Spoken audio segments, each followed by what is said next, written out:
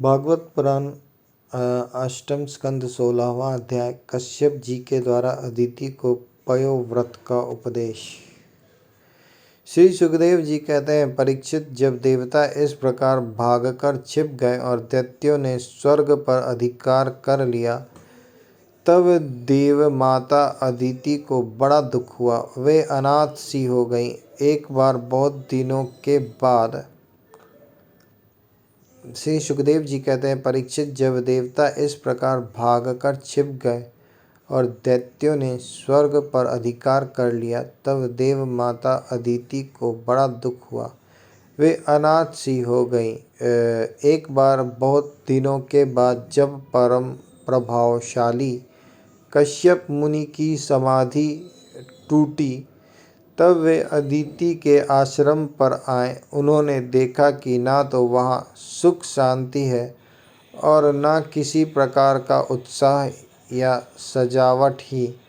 परीक्षित, जब वे वहाँ जाकर आसन पर बैठ गए और अदिति ने विधि पूर्वक उनका सत्कार कर लिया, तब वे अपनी पत्नी अदिति से, जिसके चेहरे पर बड़ी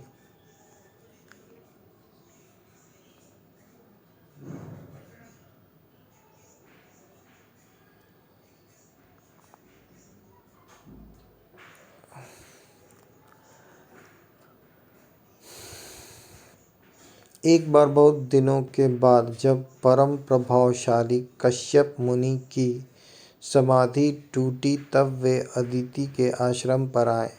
उन्होंने देखा कि ना तो वहाँ सुख शांति है और न किसी प्रकार का उत्साह या सजावट ही। परीक्षित, जब वे वहाँ जाकर आसन पर बैठ गए और अदिति ने विधि पूर्वक उनका सत्कार कर लिया, तब वे अपनी पत्नी अदिति से, जिसके चेहरे पर बड़ी उदासी छाई हुई थी, बोले, कल्याणी, इस समय संसार में ब्राह्मणों पर कोई विपत्ति तो नहीं आई है?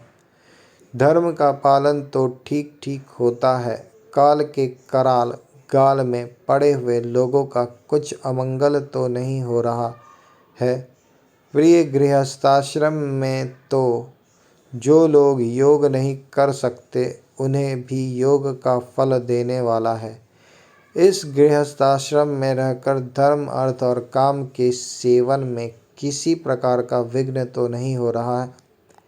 यह भी संभव है कि तुम कुटुंब के भरण पोषण में व्यग्र रही हो, अतिथि आए हो और तुमसे बिना सम्मान पाए ही लौट गए हो। तुम खड़ी होकर उनका सत्कार करने में भी असमर्थ रही हो। इसी से तो तुम उदास नहीं हो रही हो। जिन घरों में आए हुए अतिथि का जल से भी सत्कार नहीं किया जाता और वे ऐसे ही लौट जाते हैं, वे घर अवश्य ही गीदड़ों के घर के समान है। यह भी संभव है कि तुम कुटुंब के भरण पोषण में व्यग्र रही हो, अतिथि आए हो और तुमसे बिना सम्मान पाए ही लौट गए हो। तुम खड़ी होकर उनका सत्कार करने में भी असमर्थ रही हो। इसी से तो तुम उदास नहीं हो रही हो। जिन घरों में आए हुए अतिथि का जल से भी सत्कार नहीं किया जाता और वे ऐसे ही लौट जाते हैं, वे घर अवश्य ही गीदड़ों के घर के समान है। प्रिय, संभव है मेरे बाहर चले जाने पर कभी तुम्हारा चित्त उद्विग्न रहा हो और समय पर तुमने भविष्य से अग्नियों में हवन न किया हो। सर्वदेवमय भगवान के मुख हैं ब्राह्मण और अग्नि। सर्वदेवमय भगवान के मुख हैं ब्राह्मण और अग्नि। गृहस्थ पुरुष यदि इन दोनों की पूजा करता है तो उसे उन लोकों की प्राप्ति होती है। सर्वदेवमय भगवान के मुख्य हैं ब्राह्मण और अग्नि। गृहस्थ पुरुष यदि इन दोनों की पूजा करता है तो उसे उन लोगों की प्राप्ति होती है जो समस्त कामनाओं को पूर्ण करने वाले हैं। प्रिय, तुम तो सर्वदा प्रसन्न रहती हो, परंतु तुम्हारे बहुत से लक्षणों से मैं देख रहा हूँ कि इस समय तुम्हारा चित्त अस्वस्थ है। तुम्हारे सब लड़के तो कुशल मंगल से हैं ना? अदिति ने कहा, भगवान, ब्राह्मण, गौ, धर्म और आपकी यह दासी सब सकुशल है। मेरे स्वामी, यह गृहस्थ आश्रम ही अर्थ, धर्म और काम की साधना में परम सहायक है। प्रभु आपके निरंतर स्मरण और कल्याण कामना से अग्नि, अतिथि, सेवक, भिक्षुक और दूसरे याचकों का भी मैंने तिरस्कार नहीं किया है। भगवान, जब आप जैसे प्रजापति मुझे इस प्रकार धर्म पालन का उपदेश करते हैं, तब भला मेरे मन की ऐसी कौन सी कामना है जो पूरी न हो जाए। आर्यपुत्र, समस्त प्रजा, वह चाहे सत्वगुणी, रजोगुणी या तमोगुणी हो, आपकी ही संतान है। कुछ आपके संकल्प से उत्पन्न हुए हैं और कुछ शरीर से। भगवान, इसमें संदेह नहीं कि आप सब संतानों के प्रति, चाहे असुर हो या देवता, एक सा भाव रखते हैं, सम है। तथापि स्वयं परमेश्वर भी अपने भक्तों की अभिलाषा पूर्ण किया करते हैं। मेरे स्वामी, मैं आपकी दासी हूँ। आप मेरी भलाई के संबंध में विचार कीजिए। मर्यादा पालक प्रभु, शत्रुओं ने हमारी संपत्ति और रहने का स्थान तक छीन लिया है। आप हमारी रक्षा कीजिए। बलवान दैत्यों ने मेरे ऐश्वर्य, धन, यश और पद छीन लिए हैं तथा हमें घर से बाहर निकाल दिया है। इस प्रकार मैं दुख के समुद्र में डूब रही हूँ। आपसे बढ़कर हमारी भलाई करने वाला और कोई नहीं है।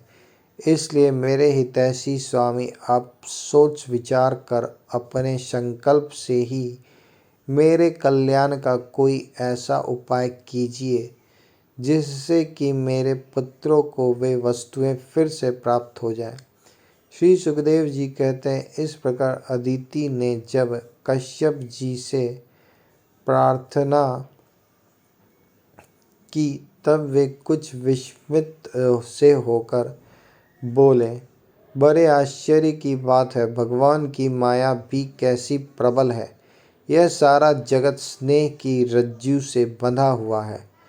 कहाँ यह पंचभूतों से बना हुआ अनात्मा शरीर और कहाँ प्रकृति से परे आत्मा। न किसी का कोई पति है, न पुत्र है और न तो संबंधी ही है। मोह ही मनुष्यों को नचा रहा है। प्रिय, तुम संपूर्ण प्राणियों के हृदय में विराजमान अपने भक्तों के दुख मिटाने वाले जगत गुरु भगवान वासुदेव की आराधना करो। वे बड़े दीन दयालु हैं। अवश्य ही श्री हरि तुम्हारी कामनाएं पूर्ण करेंगे। मेरा यह दृढ़ निश्चय है कि भगवान की भक्ति कभी व्यर्थ नहीं होती। इसके सिवा कोई दूसरा उपाय नहीं है। अदिति ने पूछा, भगवान, मैं जगदीश्वर भगवान की आराधना किस प्रकार करूं, जिससे वे सत्य संकल्प प्रभु मेरे मनोरथ पूर्ण करें। पतिदेव, मैं अपने पुत्रों के साथ बहुत ही दुख भोग रही हूँ, जिससे वे शीघ्र ही मुझ पर प्रसन्न हो जाएं। उनकी आराधना की वही विधि मुझे बतलाइए। कश्यप जी ने कहा, देवी, जब मुझे संतान की कामना हुई थी, तब मैंने भगवान ब्रह्मा जी से यही बात पूछी थी। उन्होंने मुझे भगवान को प्रसन्न करने वाले जिस व्रत का उपदेश किया था, वही मैं तुम्हें बतलाता हूँ।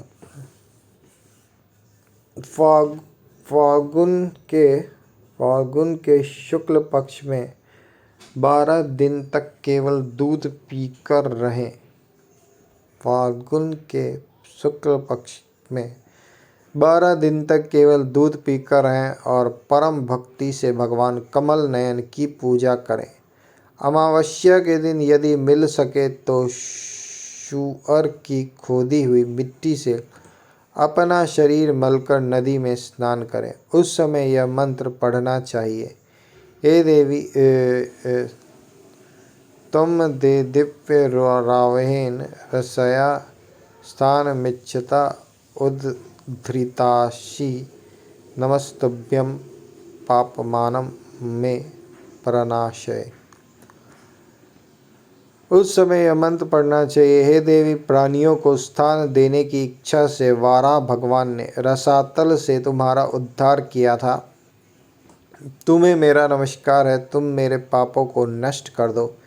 इसके बाद अपने नित्य और नैमित्तिक नियमों को पूरा करके एकाग्र चित्त से मूर्ति, वेदी, सूर्य, जल, अग्नि और गुरुदेव के रूप में भगवान की पूजा करें।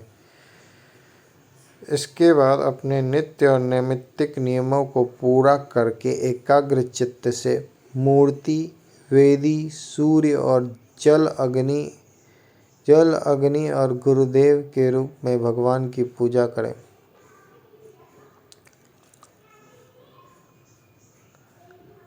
और इस प्रकार स्तुति करें, प्रभु आप सर्वशक्तिमान हैं, अंतर्यामी और आराधनीय हैं। समस्त प्राणी आप में और आप समस्त प्राणियों में निवास करते हैं। इसी से आपको वासुदेव कहते हैं। आप समस्त चराचर जगत और उसके कारण के भी साक्षी हैं। भगवान, मेरा आपको नमस्कार है। आप अव्यक्त और सूक्ष्म हैं। प्रकृति और पुरुष के रूप में भी आप ही स्थित हैं। आप 24 गुणों के जानने वाले और गुणों की संख्या करने वाले सांख्य शास्त्र के प्रवर्तक हैं। आप 24 गुणों के जानने वाले और गुणों की संख्या करने वाले सांख्य शास्त्र के प्रवर्तक हैं। आपको मेरा नमस्कार है। आप वह यज्ञ हैं जिसके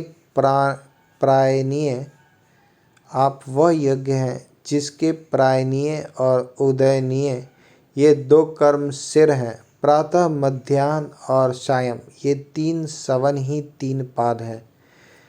चारों वेद 4 सिंह हैं। प्रातः, मध्याह्न और सायं ये 3 सवन ही 3 पाद हैं। चारों वेद 4 सिंह हैं। गायत्री आदि 7 छंद ही 7 हाथ हैं। यह धर्म में वृषभ रूप यज्ञ वेदों के द्वारा प्रतिपादित है और इसकी आत्मा है स्वयं आप। आपको मेरा नमस्कार है। आप ही लोक कल्याणकारी शिव और आप ही प्रलयकारी रुद्र हैं। समस्त शक्तियों को धारण करने वाले भी आप ही हैं। आपको मेरा बार बार नमस्कार है। आप समस्त विद्याओं के अधिपति एवं भूतों के स्वामी हैं। आपको मेरा नमस्कार है। आप ही सबके प्राण और आप ही इस जगत के स्वरूप भी हैं। आप योग के कारण तो हैं ही, स्वयं योग और उससे मिलने वाला ऐश्वर्य भी आप ही हैं। हे हिरण्यगर्भ, आपके लिए मेरा नमस्कार। आप ही आदि देव हैं, सबके साक्षी हैं। आप ही नर नारायण ऋषि के रूप में प्रकट स्वयं भगवान हैं। आपको मेरा नमस्कार है। आप शरीर मरकत मणि के समान सांवला हैं। समस्त संपत्ति और सौंदर्य की देवी लक्ष्मी आपकी सेविका है। पीतांबर धारी केशव, आपको मेरे बार बार नमस्कार। आप सब प्रकार के वर देने वाले हैं। वर देने वालों में श्रेष्ठ हैं तथा जीवों के एकमात्र वरणीय हैं। यही कारण है कि धीर विवेकी पुरुष अपने कल्याण के लिए आपके चरणों के रज की उपासना करते हैं। जिनके चरण कमलों की सुगंध प्राप्त करने की लालसा से समस्त देवता और स्वयं लक्ष्मी जी भी सेवा में लगी रहती हैं, वे भगवान मुझ पर प्रसन्न हो। प्रिय भगवान, ऋषिकेश का आवाहन पहले ही कर ले, फिर इन मंत्रों के द्वारा पाद्य आचमन आदि के साथ श्रद्धा पूर्वक मन लगाकर पूजा करें। गंधमाला आदि से पूजा करके भगवान को दूध से स्नान करावे। उसके बाद वस्त्र, यज्ञोपवीत, आभूषण, पाद्य, आचमन, गंध, धूप आदि के द्वारा द्वादशाक्षर मंत्र से भगवान की पूजा करें। यदि सामर्थ्य हो तो दूध में पकाए हुए तथा घी और गुड़ मिले हुए साली के चावल का नैवेद्य लगावें और उसी का द्वादशाक्षर मंत्र से हवन करें। उस नैवेद्य को भगवान के भक्तों में बांट दे या स्वयं पाले। आचमन और पूजा के बाद तांबुल निवेदन करें। 108 बार द्वादशाक्षर मंत्र का जप करें और स्तुतियों के द्वारा भगवान का स्तवन करें। प्रदक्षिणा करके बड़े प्रेम और आनंद से भीमपुर लौटकर दंडवत प्रणाम करें। निर्माल्य को सिर से लगाकर देवता का विसर्जन करें। कम से कम 2 ब्राह्मणों को यथोचित रीति से खीर का भोजन करावें। दक्षिणा आदि से उनका सत्कार करें। इसके बाद उनसे आज्ञा लेकर अपने इष्ट मित्रों के साथ बचे हुए अन्न को स्वयं ग्रहण करें। उस दिन ब्रह्मचर्य से रहें और दूसरे दिन प्रातःकाल ही स्नान आदि करके पवित्रता पूर्वक पूर्वोक्त विधि से एकाग्र होकर भगवान की पूजा करें। इस प्रकार जब तक व्रत समाप्त न हो तब तक दूध से स्नान कराकर प्रतिदिन भगवान की पूजा करें। भगवान की पूजा में आदर बुद्धि रखते हुए केवल पयोव्रती रहकर यह व्रत करना चाहिए। पूर्ववत प्रतिदिन हवन और ब्राह्मण भोजन भी कराना चाहिए। इस प्रकार पयोव्रती रहकर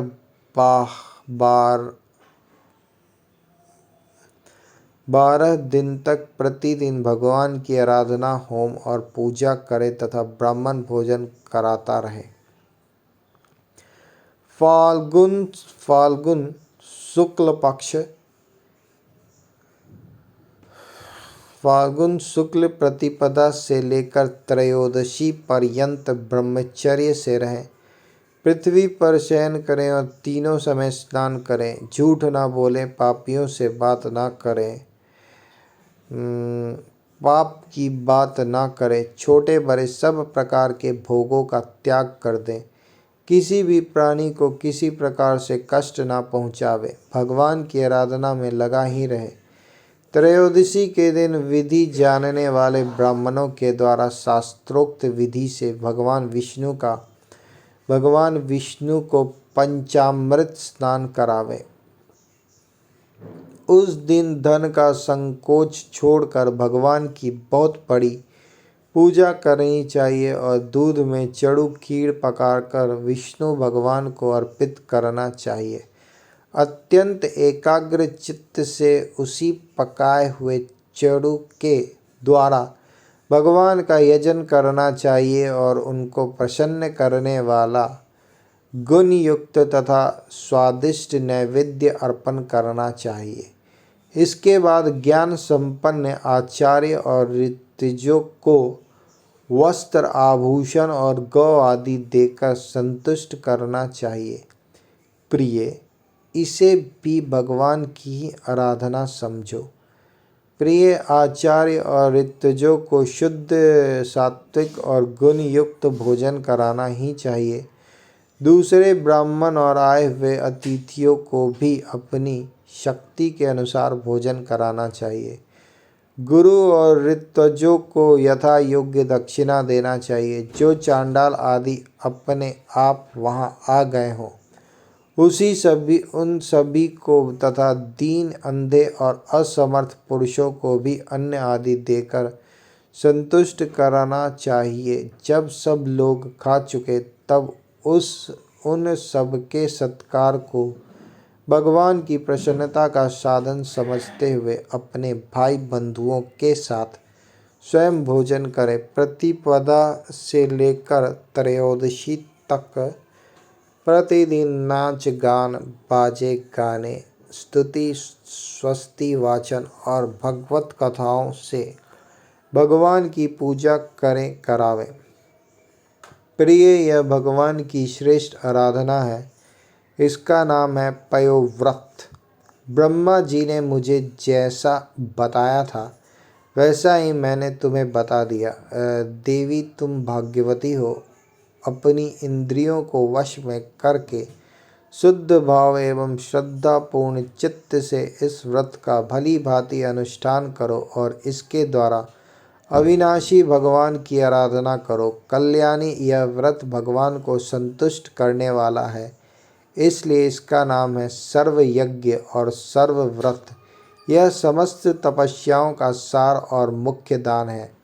जिनसे भगवान प्रसन्न हो वे ही सच्चे नियम हैं, वे ही उत्तम यम हैं, वे ही वास्तव में तपस्या, दान, व्रत और यज्ञ है। इसलिए देवी, संयम और श्रद्धा से तुम इस व्रत का अनुष्ठान करो। भगवान शीघ्र ही तुम पर प्रसन्न होंगे और तुम्हारी अभिलाषा पूर्ण करेंगे।